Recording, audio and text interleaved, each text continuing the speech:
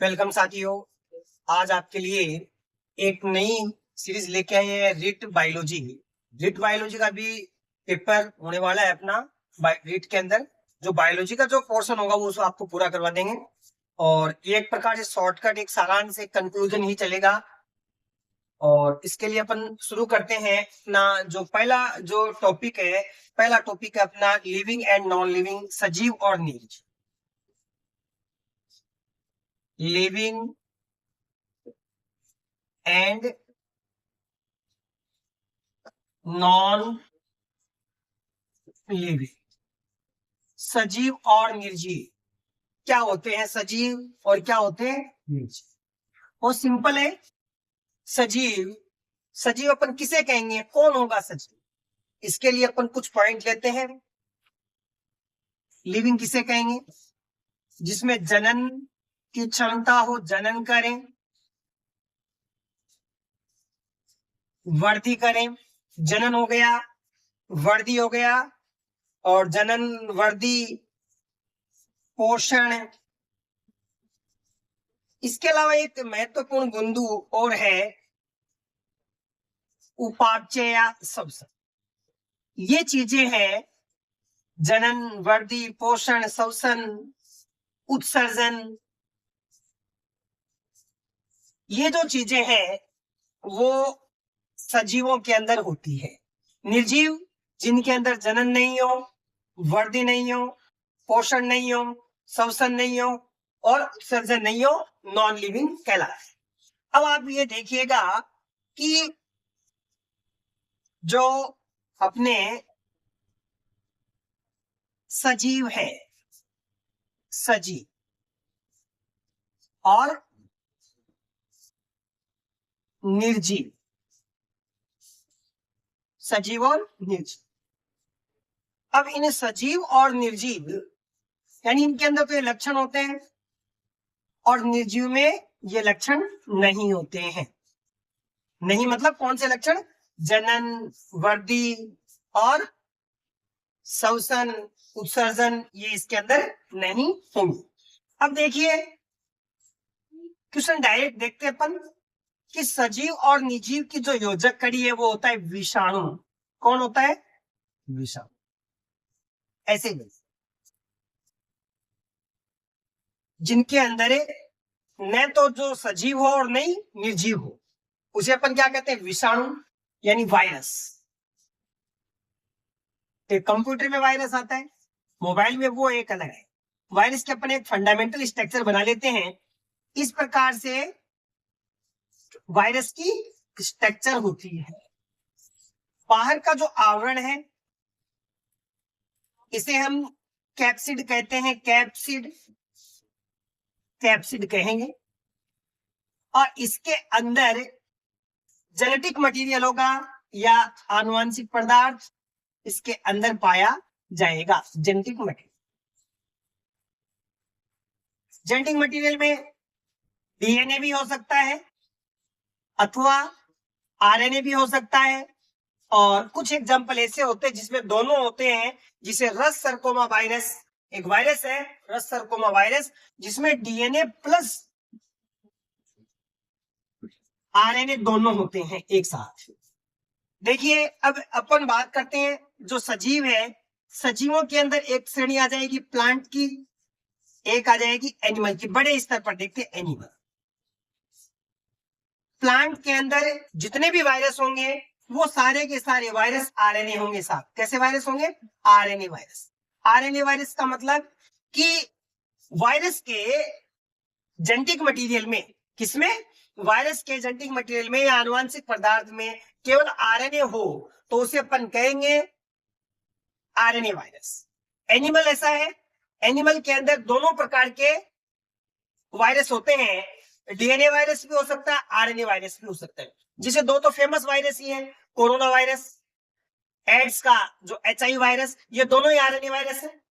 तो कहने का मतलब ये है कि प्लांट के अंदर एक ही प्रकार के वायरस होते हैं, उन्हें अपन आरएनए वायरस कहते हैं। और एनिमल्स है उसके अंदर दोनों प्रकार के वायरस पाए जाते हैं, दोनों प्रकार के वायरस उसमें पाए जाते हैं।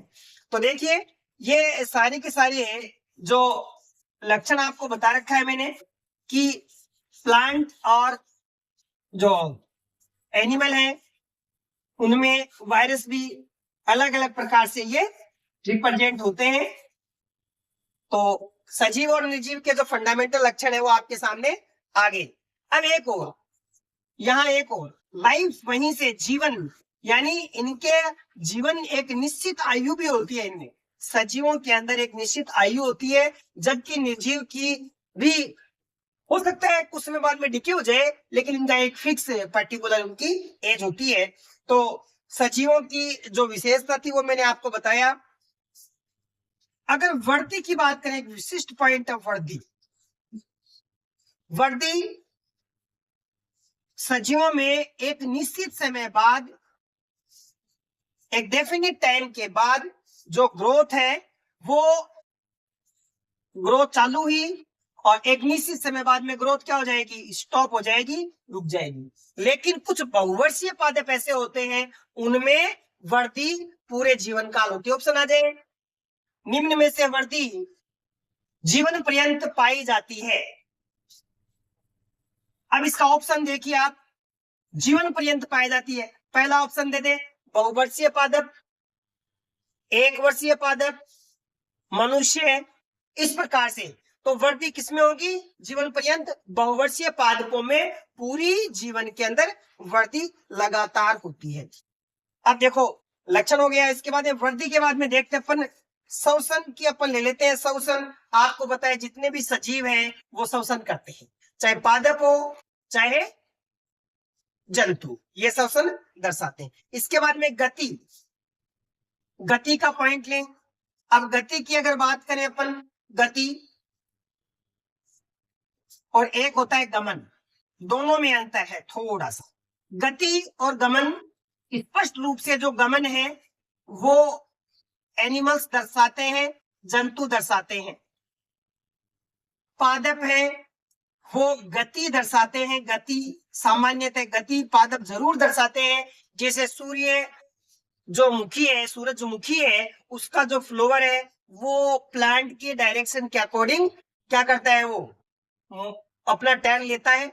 इसके अलावा कुछ एनिमल ऐसे होते हैं, अब एनिमल का नाम लेते हैं, आप सोचेंगे एनिमल तो चलता ही होगा, कुछ स्थायी एनिमल भी होते हैं जो चलते नहीं है। जैसे पोरीफेरा जो फाइलम है, पोरीफेरा का फाइलम ल्यूकोसोलेनिया, स्काइफा, एक हेर्डमानिया, जो यूरोकॉर्डेटा है, यूरोकॉर्डेटा है, यूरोकॉर्डेटा, ये एनिमल है वो चलते नहीं है, स्थायी है। एनिमल होने का मतलब ये नहीं कि वो चलेगा गति करेगा, नहीं, स्थायी होते हैं। तो ये पॉइंट आप नोट कीजिए। गति, गति को मैंने बता दिया कि सामान्यतः जो पादप हैं वो गति दर्शा सकते हैं, गति का इनमें लक्षण होता है। सूर्यमुखी का मैंने आपको एग्जांपल दे दिया। इसके अलावा भी एक कोशिकीय पादप, एक कोशिकीय पादप का नाम आपने सुना होगा, क्लेमाइडोमोनास, क्लेमाइडोमोनास। क्लेमाइडोमोनास एक कोशिकीय पादप है, शैवाल है, इसमें फ्लैजिला पाई जाती है। इस प्रकार का ये होता है फ्लैजिला, और ये इसके फ्लैजिला है। ये गमन दर्शाता है, गमन, एक स्थान से दूसरे स्थान पर ये पानी के अंदर तैरकर चला जाता है। जनरली क्या होता है, जनरली ये होता है कि प्लांट है वो गति दर्शा सकते हैं लेकिन गमन नहीं दर्शाएंगे। लेकिन अब देखिए यहाँ पर मोस्टली पादप गति दर्शा रहे, लेकिन क्लेमाइडोमोनास एक कोशिकीय पादप। दो क्वेश्चन होते हैं, एक कोशिकीय पादप का नाम बताइए, क्लेमाइडोमोनास। स्वतंत्र रूप से गति या गमन दर्शाने वाला पादप का नाम बताइए, क्लेमाइडोमोनास। ऐसे जंतु जो गमन नहीं करते हैं, पोरीफेरा के जंतु गमन नहीं करते हैं। पोरीफेरा के अंदर बहुत सारे, ल्यूकोसोलेनिया, स्काइफा आदि। इसके अलावा एक एनिमल और है जो यूरोकॉर्डेटा के अंदर पाया जाता है, उसका नाम है हेर्डमानिया। ये जंतु भी स्थायी गमन नहीं करते। तो इसके बाद में अपन लेते हैं संवेदनशीलता।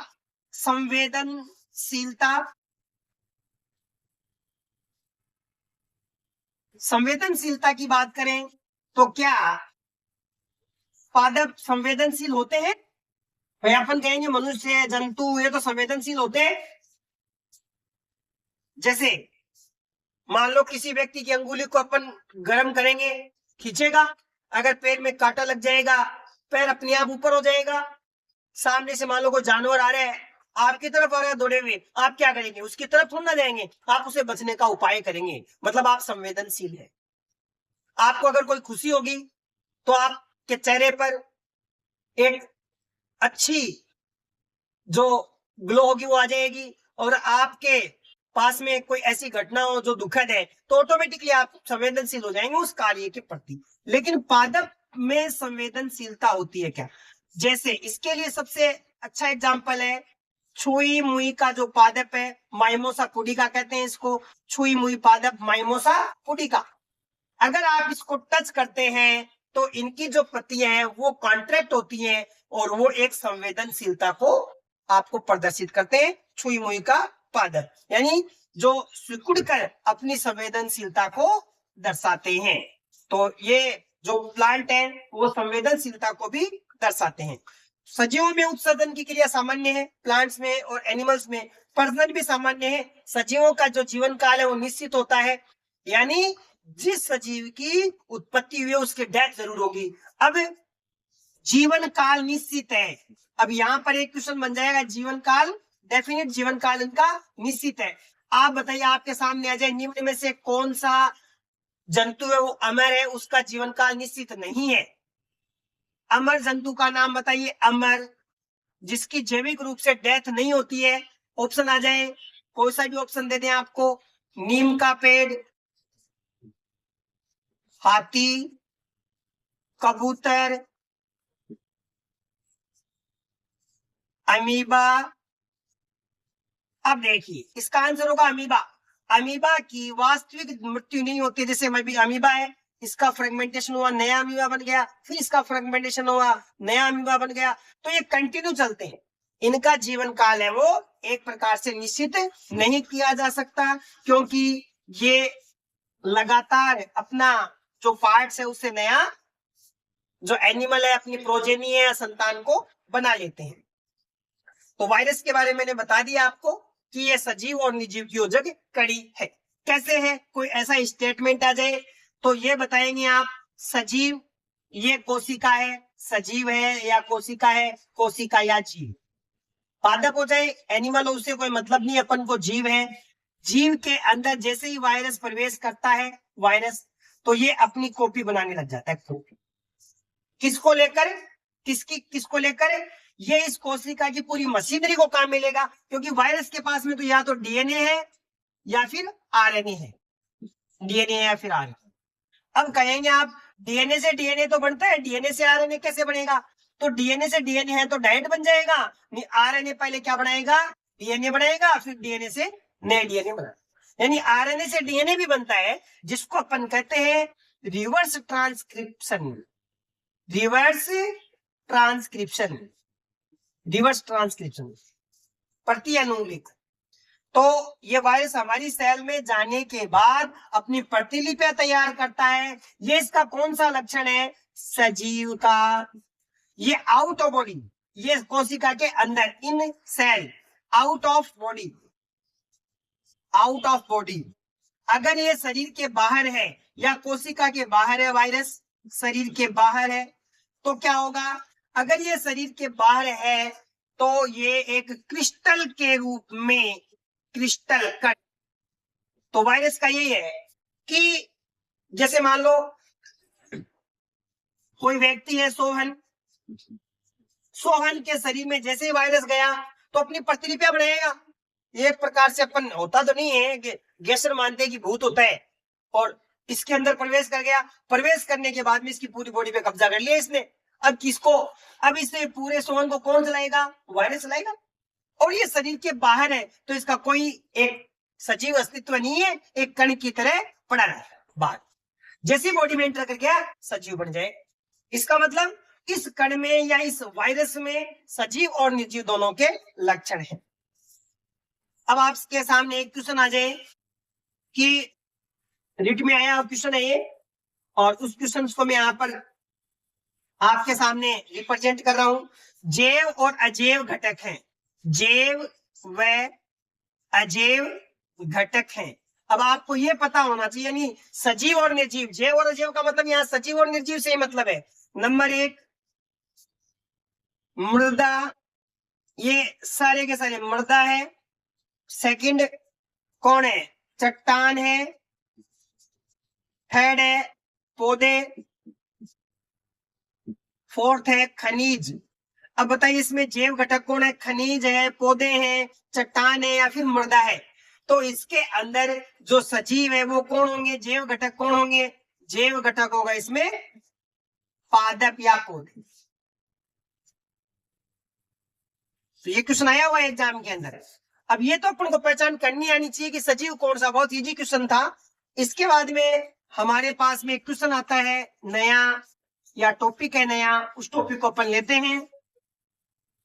उस टॉपिक में देखिएगा आप, है माइक्रो ऑर्गेनिज्म, सूक्ष्म जीव। माइक्रो ऑर्गेनिज्म, माइक्रो ऑर्गेनिज्म, सूक्ष्म जीव किसे कहते हैं? सूक्ष्म जीव। और माइक्रो ऑर्गेनिज्म या माइक्रोबायोलॉजी, माइक्रोबायोलॉजी सूक्ष्म जीव विज्ञान, ऐसा क्वेश्चन रिट में चांसेस तो नहीं है, लेकिन मॉडर्न हो रहा है, कॉम्पिटिटिव जमाना आ जाए। माइक्रोबायोलॉजी का फादर कौन है? लीवॉनहॉफ, लीवॉनहॉफ, एंटोनी वॉन लीवॉनहॉफ। इसने सर्वप्रथम अपने दांतों का कुर्चन निकाला और उसको लेंस से दिखा, तो उसमें किसको हिलती हुई संरचनाएं नजर आई, जिसको इसने नाम दे दिया एनिमल कूलस। एनिमल कूलस, हिंदी में जंतुक। नाम क्या हुआ उसका? जंतुक, हिंदी में जंतुक। इसके अलावा इसने ब्लड है, ब्लड को निकाला और ब्लड के अंदर आरबीसी को देखा, तो आरबीसी की खोज में किसने की? एंटोनी वॉन।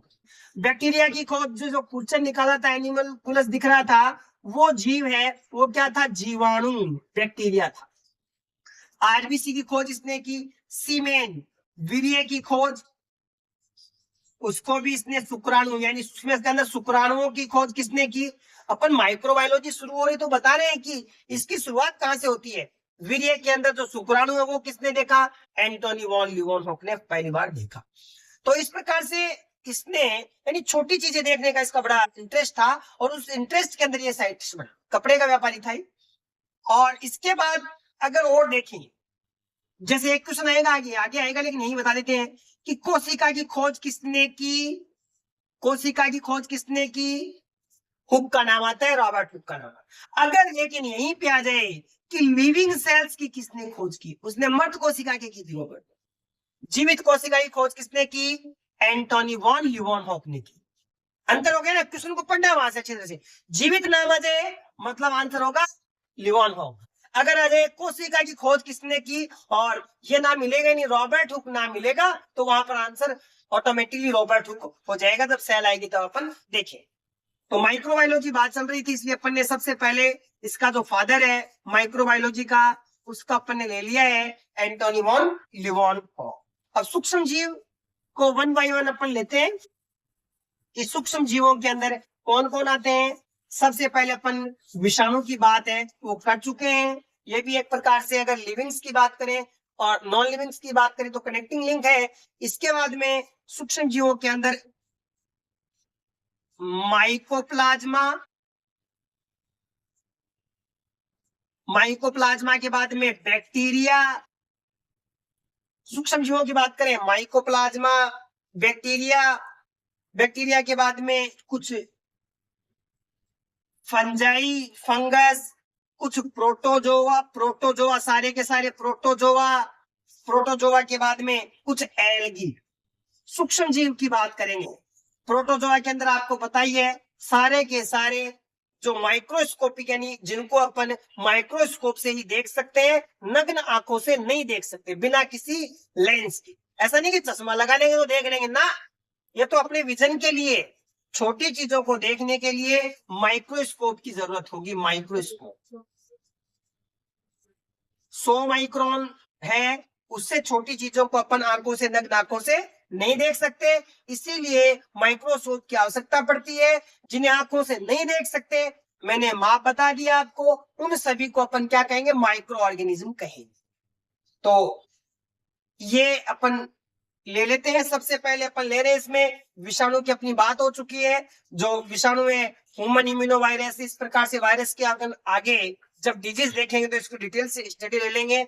अब ये आता है माइकोप्लाज्मा। माइकोप्लाज्मा क्या है, किसे कहते हैं माइकोप्लाज्मा? देखिए माइकोप्लाज्मा की अगर अपन बात करें तो माइको जो प्लाज्मा है, ये एक प्रकार से माइकोप्लाज्मा न तो प्लांट है और न ही ये बैक्टीरिया है। इसको पादप जगत का जोकर कहते हैं। पादप जगत का जोकर, पादप जगत का जोकर कहते हैं। अब जोकर क्यों कहते हैं इसको? जोकर इसलिए कहते हैं जैसे जोकर अपना रूप बदल लेता है, उसी प्रकार से ये जो माइकोप्लाज्मा है, इस माइकोप्लाज्मा की जो आकृति है उसमें भी लगातार परिवर्तन होते हैं। इसके चारों तरफ 3 लेयर होती हैं, जो सेल मेम्ब्रेन है एक प्रकार से। 3 लेयर, ये भी एक किस्म बनता है। 3 लेयर होती है, 3 परतें होती है, 3 परत। इसके ऊपर सेल वॉल कोशिका भित्ति का अभाव होता है। किसका अभाव होता है जी? कोशिका भित्ति का इसके ऊपर अभाव होता है। कोशिका भित्ति इसमें नहीं पाई जाती। अगर कोशिका भित्ति होती तो इसकी साइज क्या हो जाती? फिक्स हो जाती।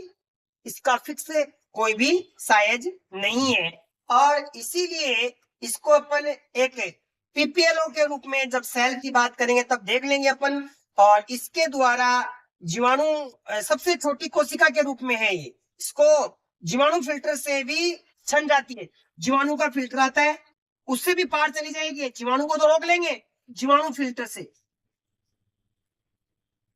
लेकिन इसको पीपीएलओ भी कहते हैं। PPLO, pleuro pneumonia like organism. तो इस प्रकार से ये जो माइकोप्लाज्मा है, उसके बाद में अपन इसकी डिटेल से स्टडी देखते रहेंगे। और ये जो है माइकोप्लाज्मा, यही इसको पूरा करते हैं। अभी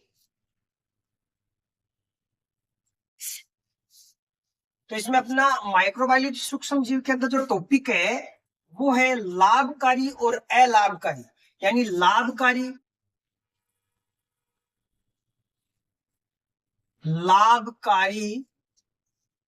जो टॉपिक लिखा हुआ है, अलाभकारी, जो बेनिफिशियल है सूक्ष्म जीव, और बेनिफिशियल नहीं है, हार्मफुल है। तो ये जो पॉइंट है इसके बारे में थोड़ा थोड़ा तो अपने ले लिया था। माइकोप्लाज्मा की अपने बात कर ली थी। जीवाणु की बात कर ले। जीवाणु क्या है? यहाँ पर स्ट्रक्चर इसकी नहीं देखेंगे अपन। जीवाणु है तो जीवाणु सीधा सीधा प्रोकैरियोटिक होता है। प्रोकैरियोटिक,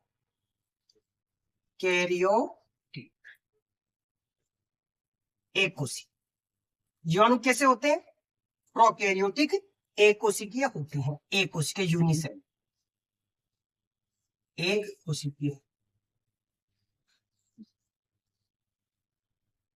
एक जनरल जानकारी अपन यहाँ पर इनकी लाभकारी जो पॉइंट है उस पर अपना पॉइंट रहेगा अकॉर्डिंग टू सिलेबस। इसके बाद में इसका उदाहरण है जैसे इकोलाई है, और भी बहुत सारे बैक्टीरिया हैं जो अपने अंदर रोग पैदा करते हैं, कुछ बेनिफिशियल भी होते हैं। इसके बाद में था कवक। माइकोप्लाज्मा की अपन ने बात कर ली थी। कवक, कवक क्या है? कवक आपको पता ही है, ये पादपों की तरह है, प्लांट की तरह है। एक तो इसमें क्लोरोफिल नहीं पाया जाता है, नहीं। सेल वॉल होती है वो काइटिन की होती है। सेल वॉल होगी, कोशिका भित्ति होगी, काइटिन की होगी, काइटिन टाइप की बनी होगी। प्लांट की सेल वॉल की तरह ये नहीं होगी, और पर्णरहित इसमें नहीं पाया जाता है। इसको अपन क्या कहते हैं? फफूंद कहते हैं। फफूंद कहते हैं। जो पादप व जंतु दोनों के अंदर ये रोग पैदा कर सकता है। ये आगे अपन लेते हैं, थोड़ा थोड़ा जनरल जानकारी ले रहे। कवक के बाद में अपन ले ले प्रोटोजुआ। अब प्रोटोजुआ की बात करें तो प्रोटोजुआ क्या होंगे? एक यूकैरियोट्स होंगे। क्या होंगे? यूकैरियोटिक।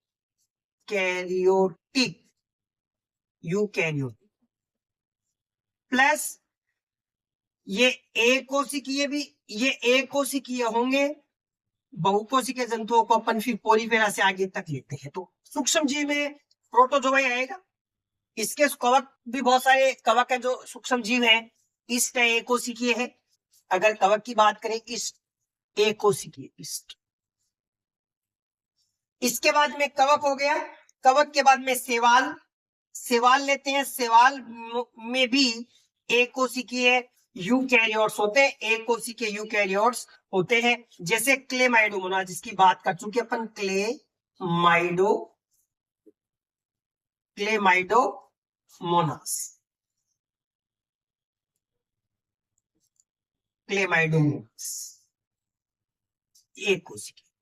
एक कोशिकीय प्लांट है। इसके अलावा क्लोरेला, ये भी कैसा है, एक कोशिकीय सेवाल है। और एक कोशिकीय सेवाल का मतलब ये यूकैरियोट्स भी हैं। कुछ एक कोशिकीय के अंदर जैसे अपन प्रोकैरियोट्स होते हैं, बहुकोशिकीय, जैसे नील हरित सेवाल कहते हैं, एक प्रकार से जीवाणु है नील हरित सेवाल। नाम तो सेवाल ही है, नील हरित सेवाल नाम से जानते हैं, कॉमन है। और ये एक प्रकार से प्रोकैरियोट है, प्रोकैरियोट और जीवाणु होते हैं, जीवाणु। और ये अपनी उपस्थिति एक श्रृंखला जैसे नॉस्टॉक है, एनाबिना है, ऑस्लटोरिया है, ये इसके अंदर शामिल होते हैं। है तो बैक्टीरिया ही, लेकिन इनको नील हरित सेवाल कहते हैं क्योंकि ये फोटोसिंथेसिस भी इनके अंदर होता है।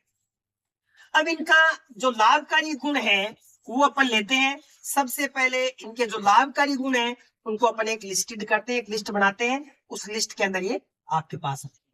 सबसे पहले इनका उपयोग जो खाद्य पदार्थ है उनके अंदर देखें, इसको श्रेणीगत करेंगे अपन। सबसे पहले खाद्य के माइक्रो ऑर्गेनिज्म का, सूक्ष्म जीवों का भोजन के रेफरेंस में खाद्य पदार्थ में क्या योगदान है। तो खाने में देख लो, दही, पनीर, चीज, दही, पनीर, चीज आदि को, इसके फॉर्मेशन के लिए आपको पता है जीवाणु की आवश्यकता होती है, लैक्टोबैसिलस। कौन सा जीवाणु, लैक्टोबैसिलस। दही के अंदर कौन से इनको फूड के रूप में अपन सूक्ष्म जीवों को काम में ले रहे हैं, खाद्य पदार्थों में काम में ले रहे हैं। दही है, पनीर है, चीज है, इसके अंदर लैक्टोबैसिलस को अपन काम में ले लेते हैं। इसके अलावा लैक्टोबैसिलस हो गया। जैसे डबल रोटी, डबल रोटी के लिए किसको काम में लेंगे, डबल रोटी के लिए अपन काम में किसको लेंगे, डबल रोटी के लिए काम में लेंगे अपन ईस्ट। किसको लेंगे, ईस्ट। ईस्ट कौन है, ईस्ट एक कोशिकीय कवक है, एक कोशिकीय कवक, सूक्ष्म जीवी है। एक बात और है, जितने भी फंगस है ये कवक है, कवक। जितने भी फंगस हैं, सारे के सारे फंगस हैं वो तंतुवत होते हैं, फिलामेंटस होते हैं, तंतुवत। ये भी क्वेश्चन बन सकता है, तंतु। लेकिन ईस्ट एक ऐसा कवक है जो गोलाकार है, या फिर ऐसा कह सकते हैं तंतुवत नहीं है। तो एक प्रकार से अच्छा क्वेश्चन बनता है, उस कवक का नाम बताइए जो तंतुवत नहीं है। बहुत सारे नाम दे देंगे ऑप्शन में, आपको ईस्ट डाल देंगे, तो आपको आंसर क्या करना है, ईस्ट। तो डबल रोटी उद्योग में, ये दूसरा क्वेश्चन हो गया कवक के बारे में। फिर आता है क्लोरेला। क्लोरेला खाद्य पदार्थों के निर्माण में काम आता है, एक कोशिकीय कवक है। और इसी प्रकार से स्पाइरुलिना अंतरिक्ष में भोजन के रूप में भी एक कोशिकीय शैवाल को, सिंगल सेल प्रोटीन, बहुत मॉडर्न है, सिंगल सेल प्रोटीन, SCP, एक कोशिकीय प्रोटीन, single cell protein. Chlorella, chlorella और स्पाइरुलिना अंतरिक्ष में भी ले जाते। टूथपेस्ट, इसके अलावा यानी इसको अपन खाद्य सामग्री बनाएंगे, इसके ऊपर ले जा सकते हैं। इसके अलावा आइसक्रीम बनाने के अंदर, आइसक्रीम बनाने में किसको काम में लेते हैं, क्लोरेला को काम में लेते हैं। अब खाद्य पदार्थों के बाद में मेन अपना आ गया। इसके बाद में अपन लें, खाद्य पदार्थों के बाद में चालू हो जाएगा काम अपना औषधि के अंदर, मेडिसिन में। औषधि। आपको पता है औषधि निर्माण के अंदर जैसे इंसुलिन है, इंसुलिन, इंसुलिन, इंसुलिन को बैक्टीरिया के अंदर आर्टिफिशियल इंजीनियरिंग के, जेनेटिक इंजीनियरिंग के द्वारा, आनुवांशिक अभियांत्रिकी, अभियांत्रिकी, जेनेटिक इंजीनियरिंग के द्वारा, जेनेटिक इंजीनियरिंग के द्वारा बना लेते हैं इंसुलिन को बैक्टीरिया की हेल्प से, और उस इंसुलिन का नाम होता है होम्यूलिन। तो आर्टिफिशियल इंसुलिन का नाम क्या होता है, कृत्रिम इंसुलिन का नाम क्या है, कृत्रिम, क्वेश्चन आ सकता है डायरेक्ट, होम्यूलिन। इसका उपयोग किसके लिए होता है, होम्यूलिन का उपयोग किसके लिए होता है, रोग का नाम दे देंगे आपको, हार्ट अटैक को उपचार में, मधुमेह डायबिटीज के उपचार में, टीबी के उपचार में, इस प्रकार से ऑप्शन दे देंगे आपको, आंसर देना है होम्यूलिन। तो प्रेजेंट में औषधि की बात करें, जितनी भी औषधियां हैं उसके अंदर आप जीएमओ बनाकर, जीएमओ जेनेटिकली मॉडिफाइड ऑर्गेनिज्म, आनुवांशिक रूपांतरित जीव, जीएमओ। इसके अलावा अपन देखें, आज बीटी कॉटन का नाम सुना है, बीटी बैंगन, बीटी कॉटन, ये हमारे लिए एक प्रकार से बहुत ही महत्वपूर्ण है। और औषधियों के अंदर अपन देखें अगर साथ में कि क्लोस्ट्रीडियम बोटुलिनम, क्लोस्ट्रीडियम बोटुलिनम जो जीवाणु है, क्लोस्ट्रीडियम,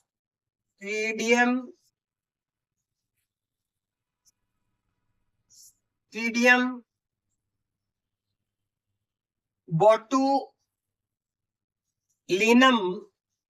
बोटुलिनम जो जीवाणु है, क्लोस्ट्रीडियम बोटुलिनम जो जीवाणु है, ये जीवाणु विटामिन B12 के निर्माण में, विटामिन B12 के निर्माण में क्या होगा, लाभदायक होता है विटामिन B12। अब एक बात और है, विटामिन यहां आ गया तो यही बता देता हूं मैं, विटामिन के अंदर रीड के अकॉर्डिंग सबसे जो इजी क्वेश्चन है वो आ सकता है जल में घुलनशील विटामिन और जल में नहीं, जैसे पीस, ये जल के अंदर घुलनशील है, और ADE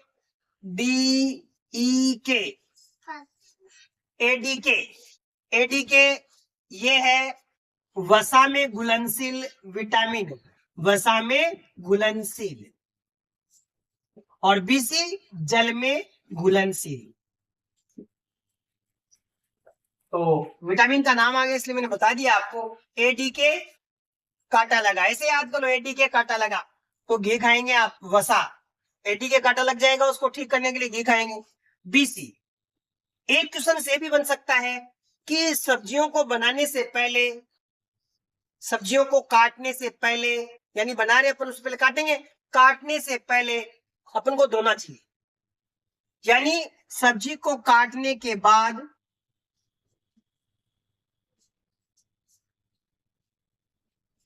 धोना नहीं चाहिए, उसकी वॉश नहीं करना चाहिए। एक बार कटिंग कर ली सब्जी की उसके बाद नहीं धोएंगे, क्यों नहीं धोएंगे, नहीं धोना चाहिए, उससे क्या होगा, विटामिन B व C की भोज्य पदार्थ में कमी हो जाएगी, दूसरे में हो जाएगी अधिकता हो जाएगी, कोई प्रभाव नहीं पड़ेगा, जीवाणु मर जाएंगे। तो मोस्ट ऑफ में लगेगा जीवाणु मर जाएंगे, धोने के बाद में जीवाणु चले जाएंगे, लेकिन नहीं, विटामिन B और C है उसकी कमी हो जाएगी। क्यों हो जाएगी, जैसे अपन धोएंगे, जल में घुलनशील विटामिन कौन सी है, B और C है, निकल जाएगी सब्जी से। चलो आगे चलते हैं, ये बीच में दो बात आ गई, इंपॉर्टेंट बात थी और सॉल्यूशन होने वाला था इसका, बता दिया। अब देखिए आप, इसी के अलावा जैसे एंथ्रेक्स बेसिलाई जीवाणु है जो रोग प्रतिरोधक दवा के रूप में, रोग प्रतिरोधक दवा के रूप में, इम्यूनिटी बढ़ाने के लिए, रोग प्रतिरोधक क्षमता, रोग प्रतिरोधक क्षमता, इम्यूनिटी बढ़ाने के लिए अपन क्या लेते हैं, एंथ्रेकॉइड बेसिलाई से बनी हुई औषधि काम लेते हैं, एंथ्रे जीवाणु है ये, इसके द्वारा प्रतिरोधक क्षमता को बढ़ाई जा सकती है। उसके बाद में एक फेमस बात आ रही है पेनिसिलिन, पेनिसिलिन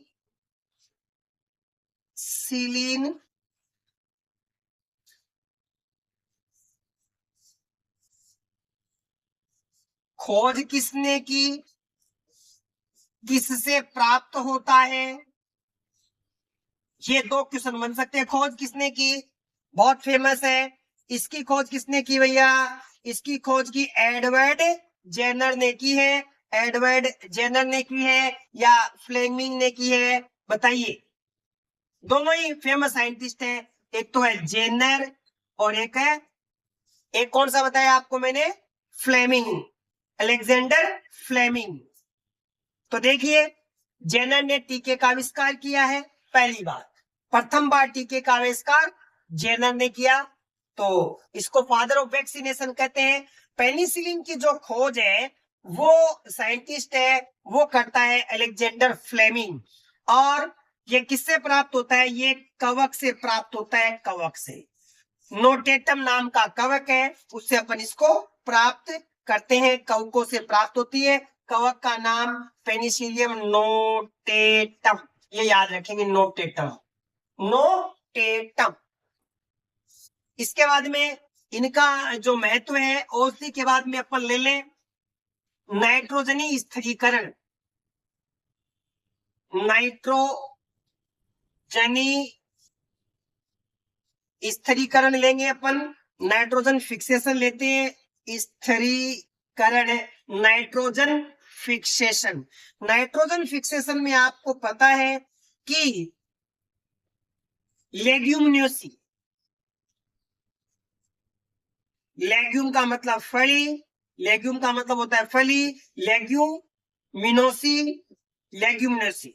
लेग्यूमिनोसी की जो रूट्स होती है उनके अंदर राइजोबियम, राइजोबियम पाया जाता है, जीवाणु पाया जाता है, जीवाणु पाया जाता है।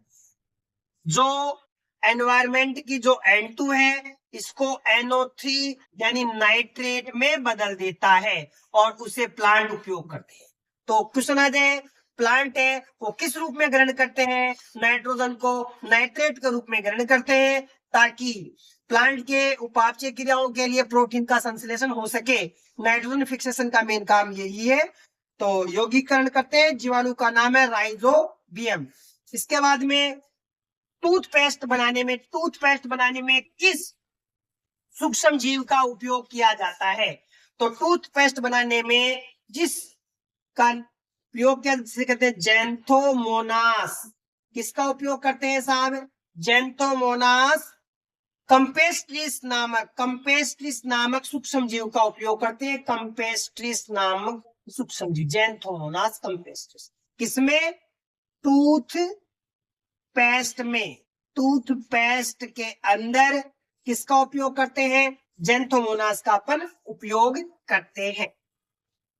लाभकारी और अलाभकारी की बात चल रही है ये। इसके बाद में अपन लेते हैं कुछ महत्वपूर्ण जो एंटीबायोटिक्स हैं, जैसे पेनिसिलिन,